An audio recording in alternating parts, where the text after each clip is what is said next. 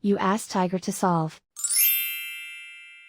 This deals with linear equations with one unknown. The final result is b equals -10. Let's solve it step by step. Group all b terms on the left side of the equation. Add 10b to both sides.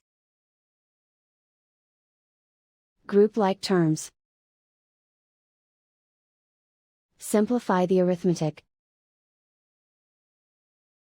Group like terms.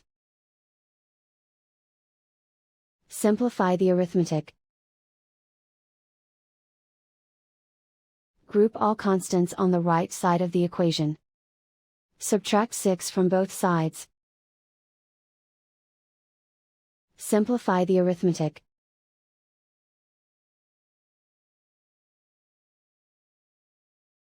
And so the final result is b equals -10.